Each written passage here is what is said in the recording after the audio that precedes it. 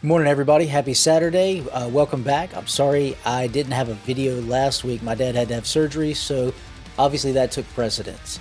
This week, I want to talk about utilizing key spikes. We're going to build them off of our MIDI drums and then utilize them to gate the drums to make a more natural sound. And we're also going to utilize them with slate triggers so that we can trigger some samples. Okay, this is something that I brought up during my Bogren contest mix breakdown, and I said that I would do a later video, so I want to come back, I want to touch on it and show you guys how to create these and how to utilize them in your mixes. Okay, so without too much talk, we're going to dive into Logic and we're going to get started. Okay. All right, so we are back in my session where I've got the stems from my song The Serpent, and what I've done is I've brought in my MIDI drums and I've brought in my MIDI bass just in case we need them. I am using, let's see, this is Crim drums from Bogren Digital. I'm using Jens's Party Pants preset, but I turned off all of the mastering. So there's none of that added. It's just, for the most part, raw drums. I think if there's... Yeah, I may have turned off everything. And that would be off. I'll be on. Either way. It's no mastering for sure. I like using Crim drums. It's a very natural sounding kit. So what I'll do is utilize it as my real drums, and then I'll augment with samples on top of that. So you basically would have a, your kick in, your kick out, mics, and then you would have your triggers on top of that. But if we look at the MIDI here, let's dive into this real quick. So here's the MIDI that I programmed. My kicks are on C0, and then you have, you can program alternating kicks with Crim drums on C0 and B0, and that'll alternate between the right and the left kick drums, and it gives it a little different sound, which adds to the realism of it. Fortunately, this instrument also has a automatic kick drum, like anti-machine gun thing. So when you have spurts like here where it's double kicks, and then later on where we're doing pretty much straight double kicks, what it will do is it will automatically go between those two kick drums to give you a more realistic sound. I think in what I'm doing now is actually programming left and right just to make sure that there's no discrepancy between the two. But in order to create key spikes, the first thing we're going to need to do is separate all of our drum shell MIDI out. So I'm going to create new instrument tracks for my kick, my snare, and all 5 toms. In Logic, I do that by using Command Option S. 1, that's kick, snare, tom 1, tom 2, tom 3, tom 4, tom 5. Okay, so this will be my kick MIDI,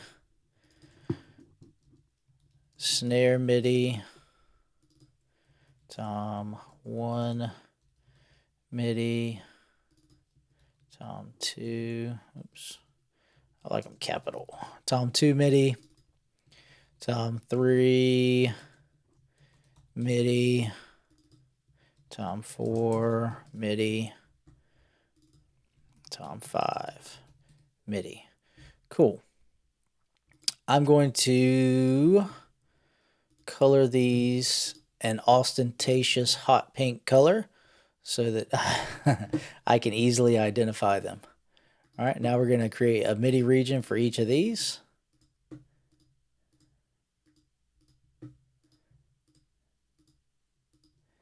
And I'm going to select them all, and we're going to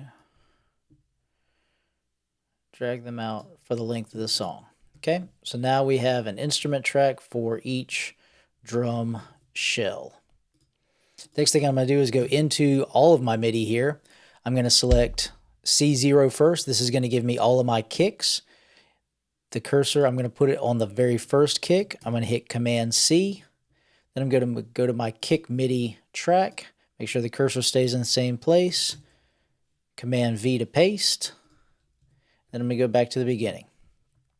We're going to move back to our all drums MIDI, and I'm going to find my first snare hit.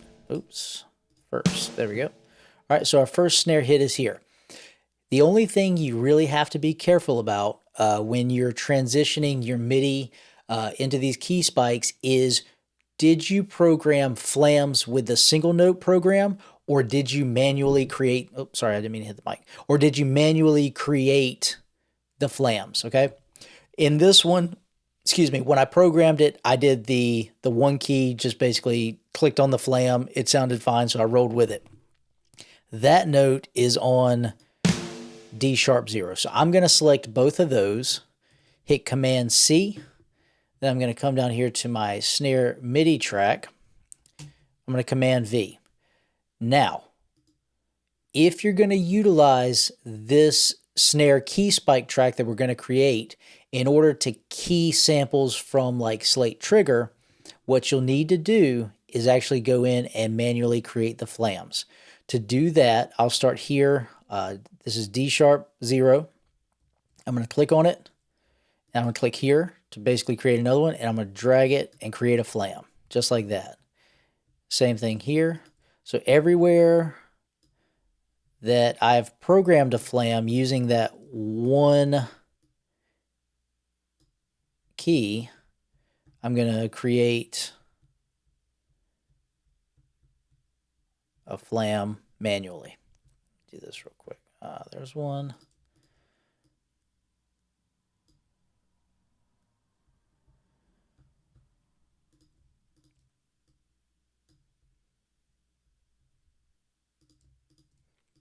And again, for gating purposes, it's not really a big deal. We just need the gate to open, and then you can adjust the threshold and the release and things like that. But if we're wanting it to actually flam, like trigger a flam, we'll need both of those hits.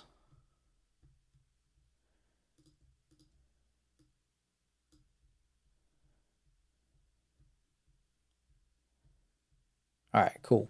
Now what I'm going to do is select everything that's on D sharp 0, and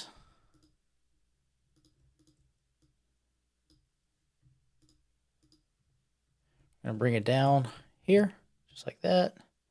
Cool. And now my snare MIDI's in place. All right, so let's head back to our MIDI all. Our first tom is on A0. There we go. So let's click on that. We're going to scroll over till we find the first one. Here's a triplet roll. All right. We're going to hit, make sure we're down in this area, Command C. We go to our tom 1 MIDI track. Make sure the cursor stays. Command V. All right. Nice. Let's do that for all of our toms. Back to the MIDI. So we're A0, let's go to A sharp 0. Let's find that first hit. All right, boom. Triplet roll here. Yep. Again, Command C. Tom 2. Make sure the cursor stays. Command V. Nice.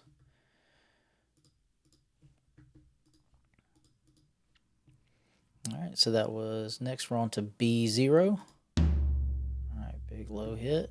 First one's here. Command C.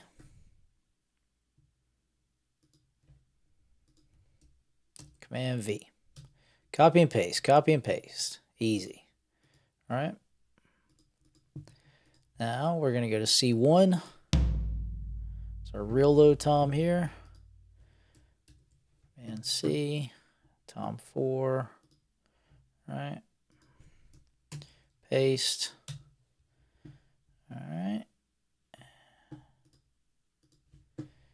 and then C sharp 1. That's our tom over here on the left. Crim has the, so you can do this number, so it gives you a wider tom picture. I don't think there's but one hit. There it is. All right, cool. Command C, copy that. That's our 5th tom here. Paste it, and it is just that one hit. So it cut the MIDI track short, which is fine. All right, boom. Easy peasy. Now we have our MIDI separated. The next thing we want to do is use like a sample player. Almost every DAW has them, I'm sure. In Logic, it's the Quick Sampler, and I'm just going to put it on stereo. This is what it looks like. I'm going to come over here. I'm going to drag in my key spike sample. Again, I'm going to include a Dropbox link in the description. If you don't have a tick to use for a key spike, you're welcome to download this one. No big deal. All right, so what we want to do, we've got our sampler here. Our kicks are on C0, so I like to just bring this down and match it. It's going to change the tone a little bit, but that lets me hear whenever I'm playing these with the drums to make sure everything's in place. I can hear it. There's a different sound for each one. I just prefer to do it that way. Then I'm going to bounce this track in place. That's Control B in Logic. We're going to bounce it out. Boom. All right, let's drag this down. This is my kick, key, spike. Cool. We're going to do the same thing for the snare. We're going to bring this sampler over. I'm going to change it to D0. Control B. Bounce it. All right, move it down. All right, through the magic of editing and fast forwarding, I'm going to do this, and then we'll be back when I'm done.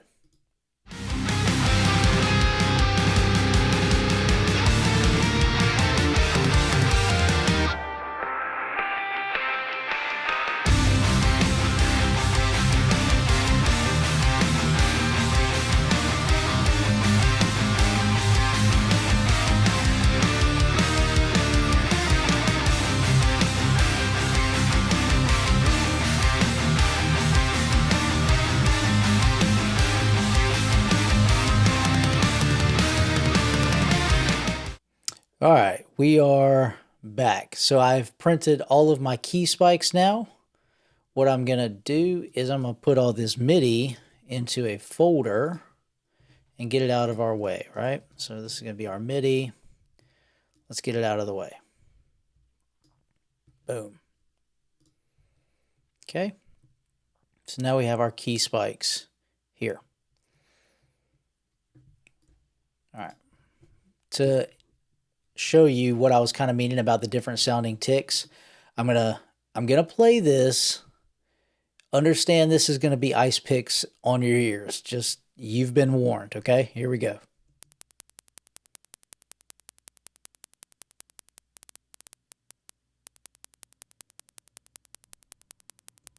Right? It's ice picks. But if you listen to this along with our drums,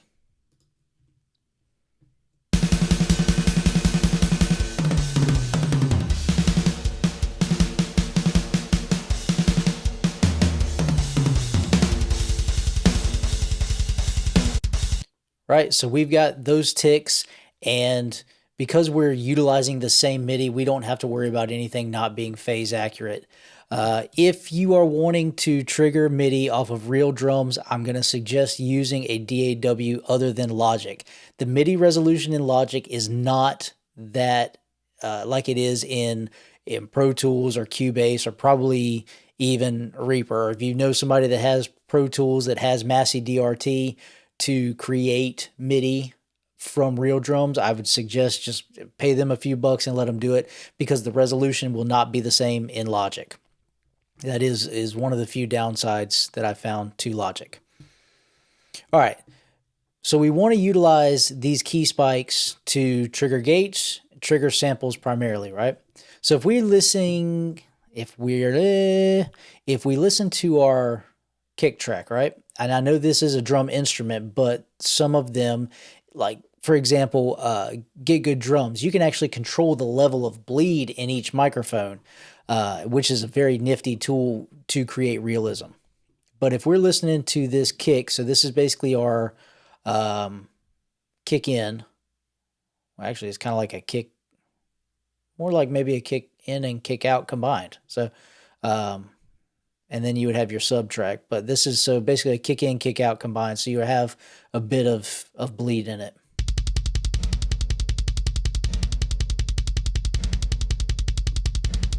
All right.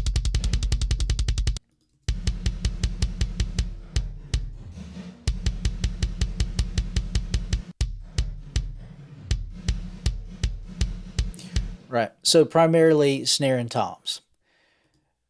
You can utilize a regular noise gate. My favorite way to do it is to utilize a Dave Otero trick, and I utilize Pro MB. The only thing I always have to make sure I have to do is turn the look ahead off. That way you don't have anything creating any delay compensation and things like that. Because that's another thing in Logic is the delay compensation is sometimes off. But say we're going to utilize Pro MB. Let me show you my low band settings. I basically split the signal, and you can move this per drum if you need to, slide it over so that the top and the low end fits where it needs to fit.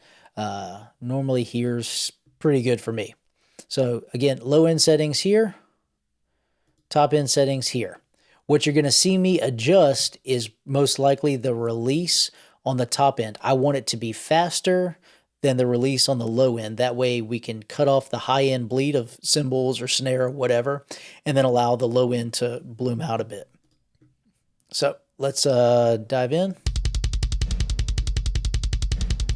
right. Double kick is probably not where we want to check this out. Let's check out this section. Maybe here.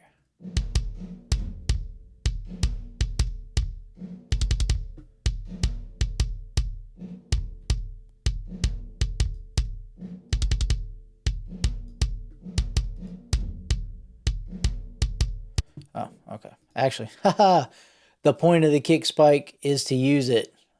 Man, all right. Now that we've set our side chain, because these are set to external and external, I was like, why is that low end staying open? Well, you didn't set it, you idiot.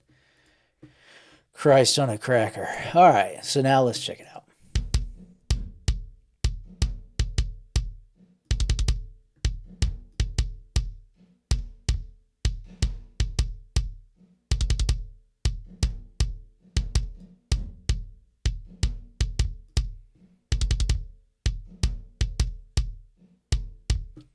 All right, and if we were to turn it off,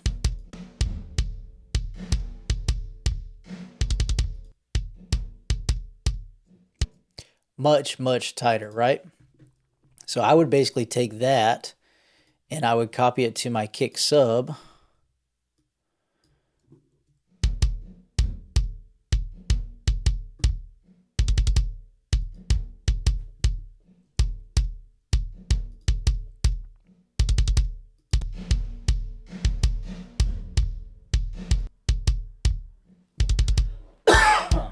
Excuse me.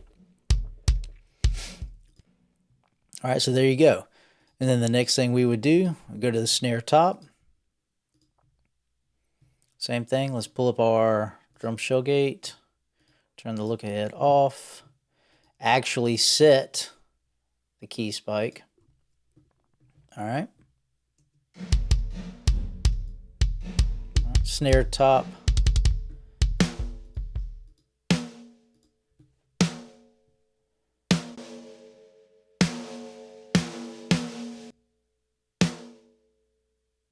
All right, do you hear it? This is a very, very ringy snare, and we can get a lot more definition out of it just by utilizing this gate.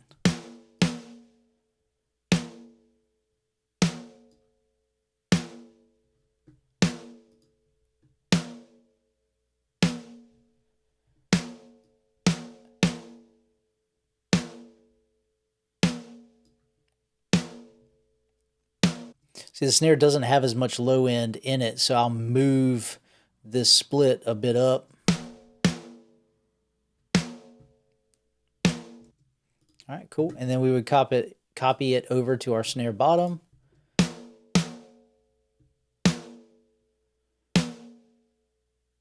Boom. All right, so kick and snare with it.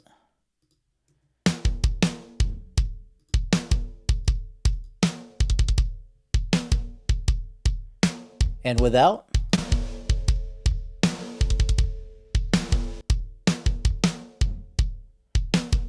All right, boom.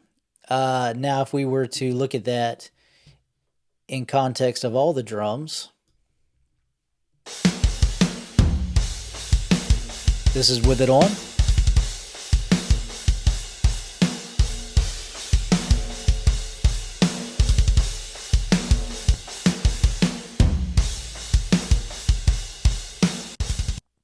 So it really, really, really cleans it up, right? All right, cool. Let's look at our toms. Let's see an area. All right, this is a good spot here. We have a lot of our toms. Actually, this one's probably better. All right, so we do the same thing. Go in. Let's take our Pro MB, drum shell gate, tom 1 key spike. I'll turn the look ahead off. All right, let's check this out. All right.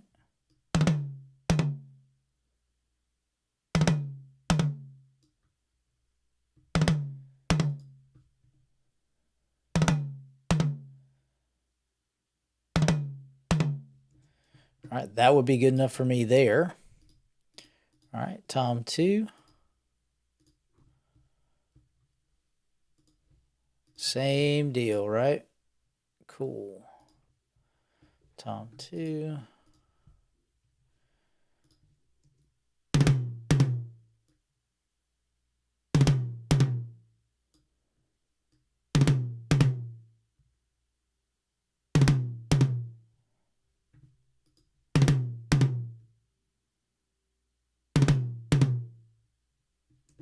Yep, that would be good for me.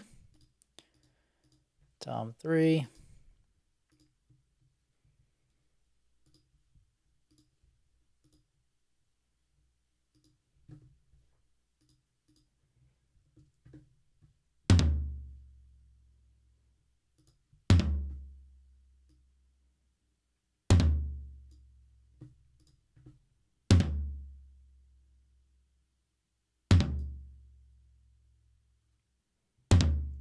See, once I start getting down to tom 3, 4, and 5, I want to look a lot more closely at the low end because you want it to be able to bloom, but you also want to be, get it out of the way before the next hit so that it's not overpowering it with low end, getting in the way of your bass or, throwing your limiters off. Oh, that might not be a 4. Hang on. Let me see. See, tom 4. Oh, there's a hit over here. Cool.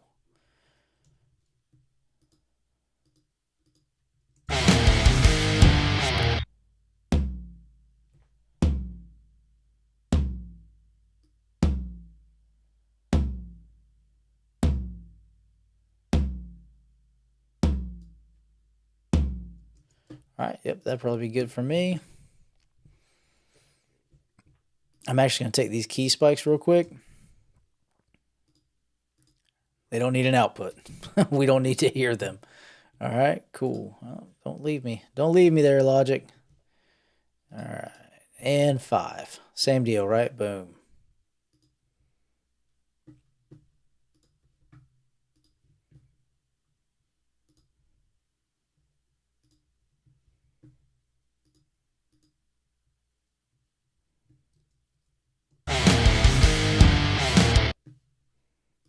Let me find a section with a 5.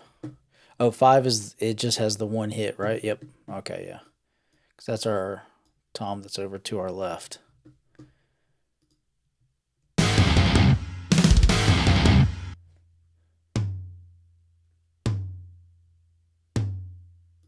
could actually deal with both of those being faster.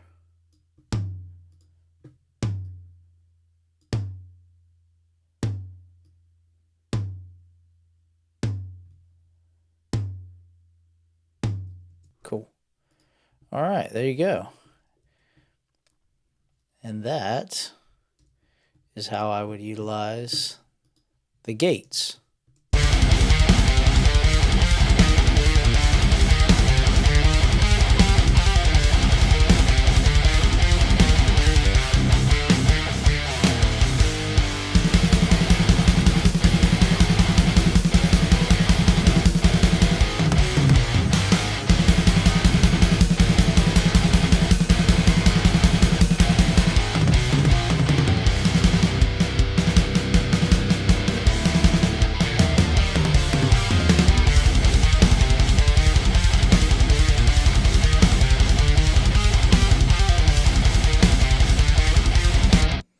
All right. So that's how I would use the gates. So we're going to separate the MIDI out. You're going to print your key spikes. You're going to put your gate on each individual drum, or if you have a kick bus, snare bus, you can do it there too if you would like. You can do it on each individual track as well as the bus. It all works out really well so that you can cut bleed down. And if you have Pro MB, that's a great, great trick. Dave Otero is the Dark Lord of metal, and anything he says is law, right? The other thing that we can do is we can utilize these key spike tracks to trigger drums, right? So say we're using, give me a color. Let's go with, whatever. Let's use this green. Say you want a trigger track, right? So this is going to be our kick trigger. We're going to pull up trigger 2 from Slate Digital, Steven Slate. Trigger, I would normally do a stereo track. That way, if I want to add a room track to it, it'll print in stereo. All right, let's look at our settings. We're not going to have to worry about MIDI in, which you can use if you want to, but for these purposes, we're going to be using the trigger track, right? So say, let's go Daniel Braunstein. See, that's a bit much room. That's a hefty kick. All right, so let's go with kick 2, right? And what we're going to do is we're going to listen to these 2 tracks and the trigger track. I'm going to have the side chain set on the key spike for the kick. And let's listen to a blend.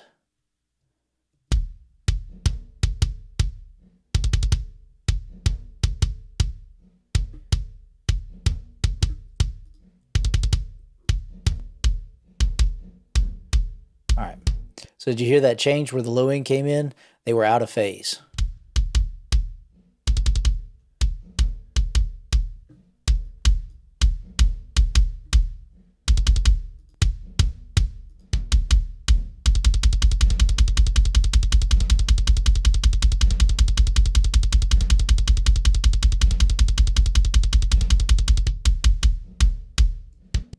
All right, so we missed a kick there, so let's lower this detail.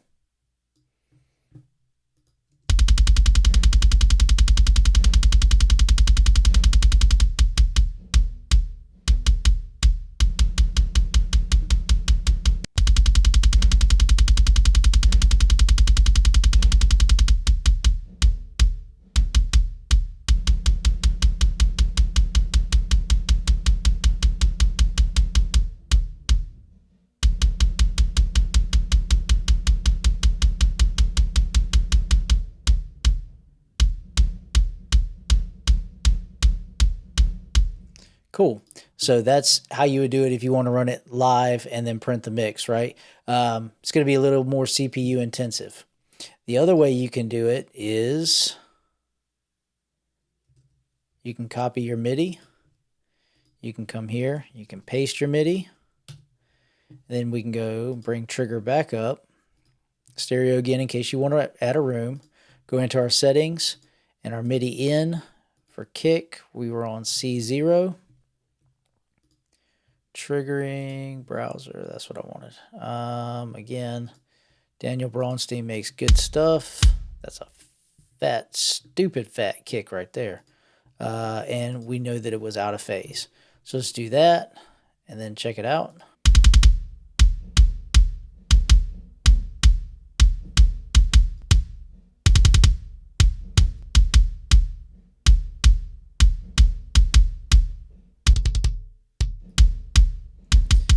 And if you do it utilizing your MIDI that we separated, right, what you can do is bounce this track.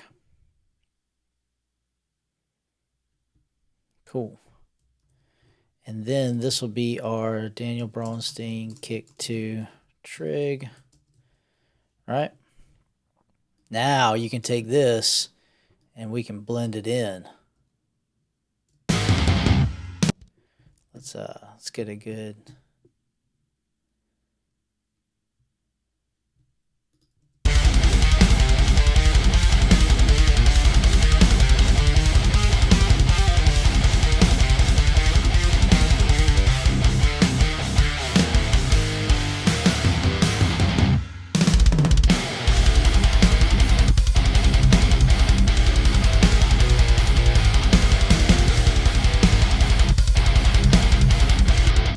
So that's how you can utilize your MIDI and your key spikes depending on which way you want to do it, right? All right, guys, thank you so much for watching this video. Again, I hope you have a wonderful Saturday. I hope you had a wonderful week. If you like the video, please give us a thumbs up. If you need a key spike sound, please, there's a link in the description. It's a Dropbox link. You are more than welcome to download this sample. If you like the content, please consider subscribing to the channel. And again, thank you so much. Didn't mean to hit the mic. Thank you, and we'll see you in the next one. Appreciate you. Bye-bye.